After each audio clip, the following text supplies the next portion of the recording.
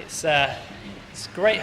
Well, I was going to say it's great to see a church so full. It's actually hard to see anything from up here. You've got the lights on you and no lights down there. But I anticipate there is probably a fairly full church out there. And it's great to anticipate seeing you all there. So thank you for coming, particularly if you don't usually come to church. Can I extend a big, warm welcome to you? Hope you haven't been dragged along too much by someone. If you've been brought here against your will, then drag them somewhere in response, maybe. A bit of payback for them. Get them to buy you a drink after this evening or something. But it's lovely to have you all here. My name's Miles. I'm one of the ministers here at Lansdowne. And I really love Christmas. It's one of my favourite times of year. It's probably a good thing working for a church. I get a bit fed up of it if I didn't. And I'm sure you do too. This isn't the kind of thing you come to if you're a Scrooge. And there are all sorts of reasons why we love Christmas. One of the things I'm starting to enjoy more and more about this time of year is the chance to reflect, the chance to look back. And you see it all over the place, don't you? If you tune into the Queen on the 25th, you'll no doubt hear what's been going on throughout the year, 2013, from her perspective on the world. You see it on the news, don't you? The news stories of the year, top 10. The year in pictures, 2013, in the news. And actually, it's great to do that yourself, isn't it? This year has been a really exciting year for me and my wife. Our daughter, Phoebe, was born. Here she is eating a sieve. And she's the noisy one at the front, so if she pipes up, she'll probably want to chat to me at some point. Ignore her. I've got very good at doing that at 3 a.m, as Catherine will tell you. But this has been an exciting year for us. And I imagine as you look back and reflect on the year, it's worth doing because things pass us by otherwise. But as far as the world is concerned, what will 2013 be remembered for in terms of the world stage? I suspect this man's death will be a major, significant event that people will remember, perhaps the one for 2013. What happened? Well, Nelson Mandela passed away. And I think it's appropriate that we remember this. I mean, I was probably a bit young when the events of his release from prison and his ascent to power took place to really appreciate their significance. But going back over them, you realise just how remarkable he was. And we don't need to rehearse it here this evening. It's been across our news coverage for the last couple of days, weeks or so, and no surprise. But this man was incredible. The way that he stood against injustice, the way particularly that he handled injustice when it was thrown back at him. People talk about his the courage which he had, the way he was able to forgive. Certainly, he was an incredible figure. You may have heard the memorial service that Barack Obama described him as the last great liberator of the 20th century. I don't think he's overstating it. I mean, this man can stand shoulder to shoulder, I think, with Gandhi, with Martin Luther King, as someone who's made a difference in our world. But people often go a bit further still. You may have noticed there was a bit of a scuffle on Twitter and other places about this question. Justin Webb on Radio 4, I think it was the Today programme, talking to the ex-president or former president of the United States, Jimmy Carter, and he said to him, "Some people have compared Mandela to Jesus. Would you?" I could ask it this evening. Maybe we could have a little chat about that later over a mince pie. Would you compare this man, Nelson Mandela, a great man, to Jesus? Well, Jimmy Carter, he was blunt. He said, "I'm a Christian. As far as I'm concerned, I wouldn't compare any human being to a man, well, to the man who was God, to Jesus." But what would you say? How would you answer that question? You know, I was thinking about this, and I can understand why people would want a man like Mandela to be their Jesus. I mean, we describe our country often as being post-Christian. You know, most people have kind of moved on now. We used to go to church, we used to read the Bible. People like Jesus and the stories of Christmas were commonplace, but now many of us have moved on. But as we look around our world, we've already seen it in talking about our offering that we'll give at the end. The world is still a difficult place, and it poses us with questions. When disasters like the ones we see in the Philippines happen, well, what do we do with that? When we look around the streets here and we see at Christmas so many people who are out on the streets, who have no family around them, who are addicted to drugs or to alcohol, who can't get their lives together, well, what do we do with that? When we look around the world and see conflict and abuse of power and all kinds of things, I mean, you may have seen in the news the horrific things coming out of North Korea this week. And as we look at that, what do we do with it?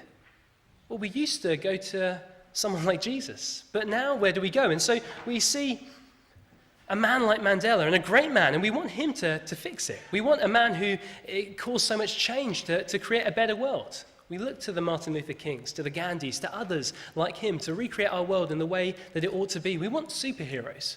We want someone to save the day. Now, perhaps something of this desire is reflected in one of the passages that was read to us earlier. It was Isaiah chapter 9. This was written maybe 700 years before Jesus was born, so a long time back in our history. And it reflects the world that probably many of us would like to live in. In verse 4, I'll read it to you. It talks about oppression.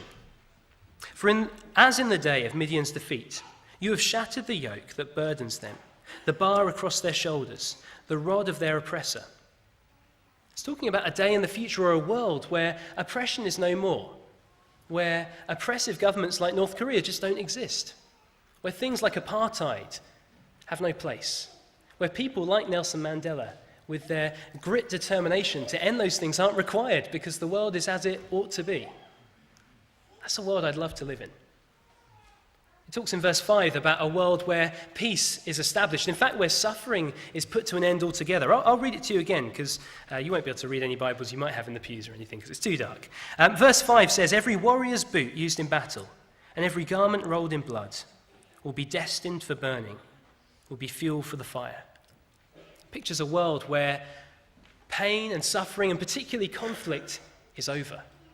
And do you see the image there of a great bonfire? This mighty, it sounds more Guy Fawkes, doesn't it, than Christmas, but it's here in one of these classic Christmas passages, a great bonfire, and heaped on it is every AK-47 ever been held in the hands of a terrorist. The nuclear arsenals of the world heaped onto that fire. Every knuckle duster and flick knife and handgun from Brixton or even Boscombe maybe, thrown onto that fire. In fact, because suffering and pain is over, you could go to your bathroom cabinets and get the bandages out, and the paracetamol, even the Calpol, and throw it all on the fire. A world where this doesn't exist anymore. It's not needed. It's surplus to requirement. Where conflict and war is over. Where all the armies of all the world take all their uniforms and burn them up because it's over. Isn't that a world we want to live in? A world we'd love to be in. And to finish it off, this passage, the famous bit, the bit I could sing to you, but I won't because I'll save you that. It talks about this child who's born, and a child who is more than just any other child. He's a king who will reign forever, who will get this going and keep it going, and no one will challenge him, no one will bring it to an end. For to us a child is born, to us a son is given, and the government will be on his shoulders. He'll be in charge, and he'll be called Wonderful Counselor, Mighty God, Everlasting Father, Prince of Peace. Of the increase of his government and peace there will be no end, and he will reign on David's throne and over his kingdom, establishing and upholding it with justice and righteousness from that time on and forever. The zeal of the Lord Almighty will accomplish this. It's a beautiful picture, isn't it? Of a world that many of us, if not all of us, would love to live in. But I think deep down a world which many of us believe is possible. Many of us long for, but we're just not quite sure how we get there. Is that right? This kind of world. And so we look for how can we get here. And I think people like Nelson Mandela appeal to us.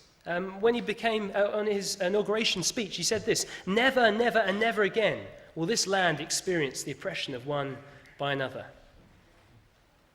When he was released from prison in 1994, he said this to his followers. People were concerned, weren't they, that he would spark an uprising and send kind of unrest would descend on the country, or he'd just have a bullet in his head within hours of being out of prison. But he said to his followers, take your guns, your knives, and your pangas and throw them into the sea. A bit like that bonfire we talked about. He's describing a future without violence, without conflict, with peace and with freedom.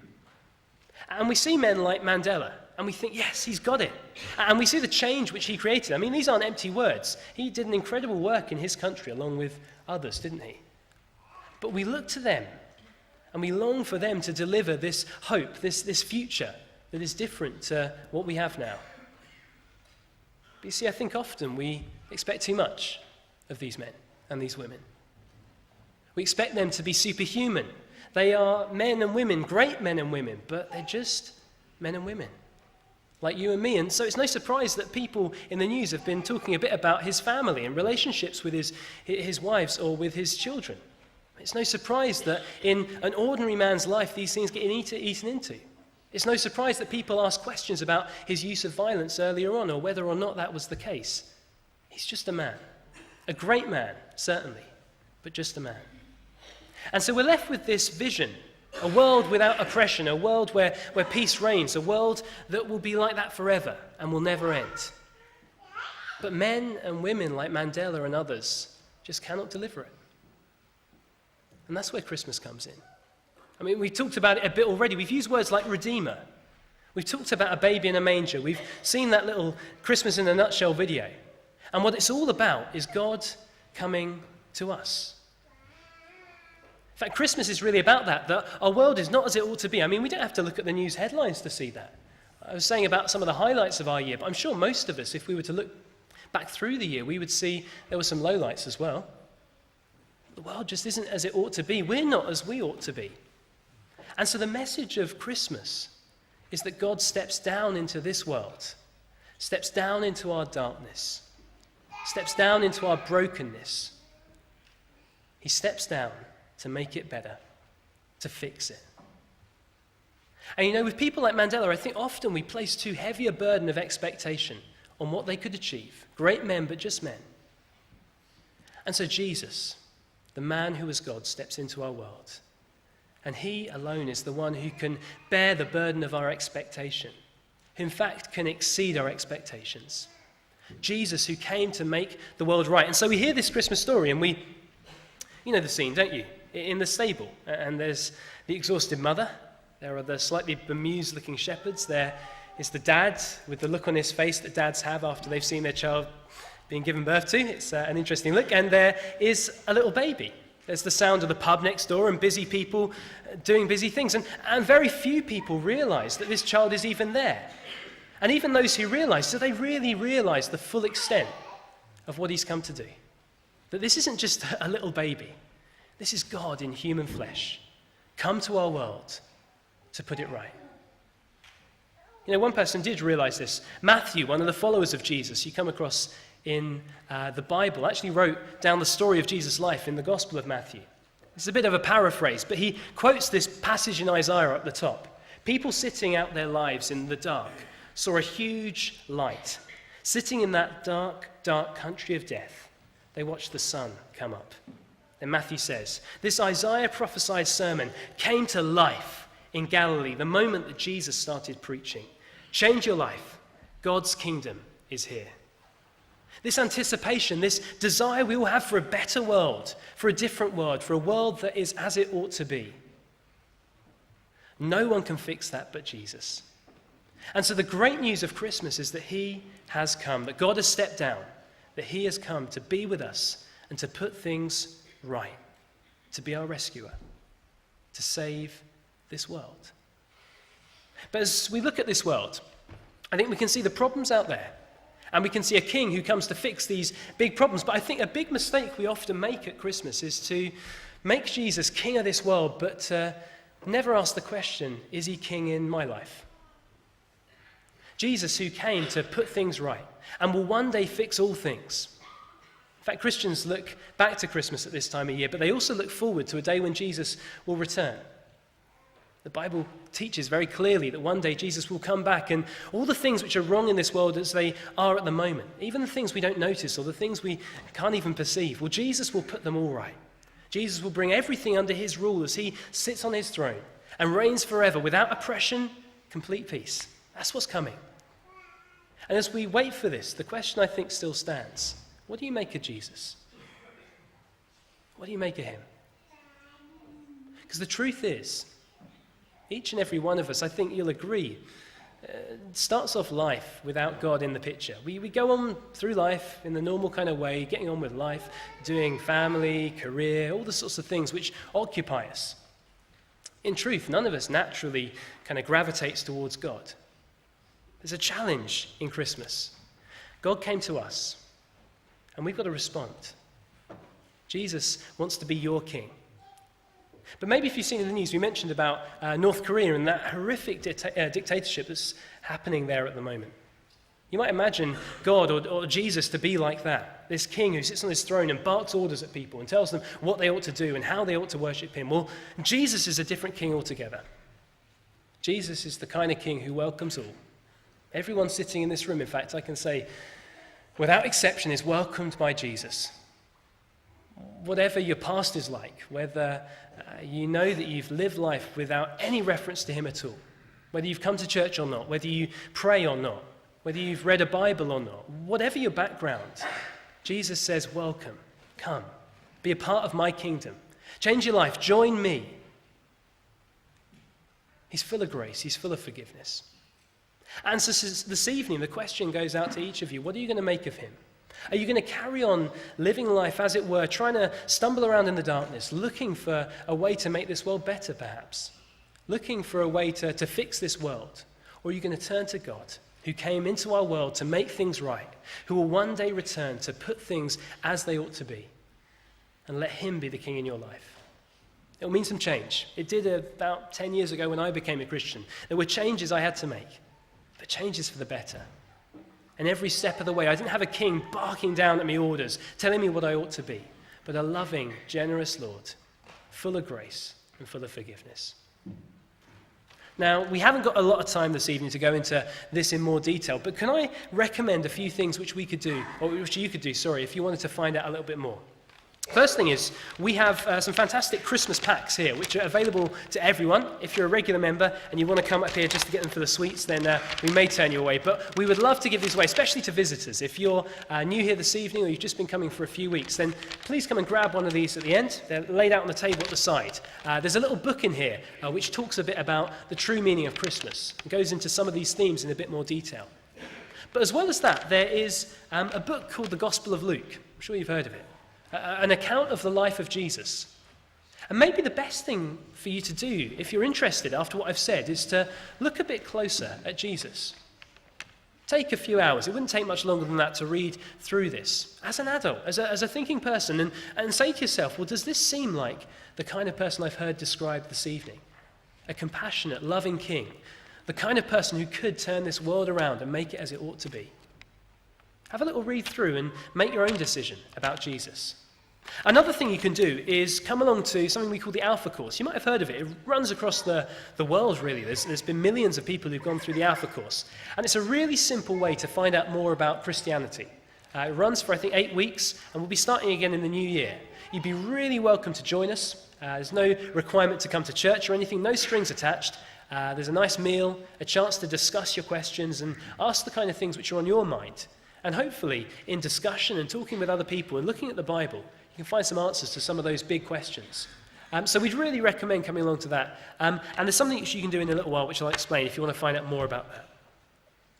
But as I hand over to Anne in just a moment to sing to us, I'd like to just give you that last challenge again. What will you do with Jesus? Christians believe he's the king who's coming back, who's going to put everything right, who holds all our expectation on his shoulders and is strong enough to bear it. What will you remember Christmas 2013 for? Maybe it will be for the news stories like Nelson Mandela's death, perhaps for the atrocities that have been happening across the world or for the typhoons in the Philippines. There are all kinds of things which may spring to mind when you think of this year, but maybe for some of you on a personal note, as you remember 2013, you remember it as the first year when you began to trust Jesus and when you started to live with him as your king. The truth is, for that to happen, all it takes is a simple decision to pray to him and to ask him to become your king, to begin a journey with him that will last forever. And maybe that will be the case for you this Christmas. Give that some thought as Anne comes to sing to us, and then I'll explain a few last things before we close with our final carol. Thank you.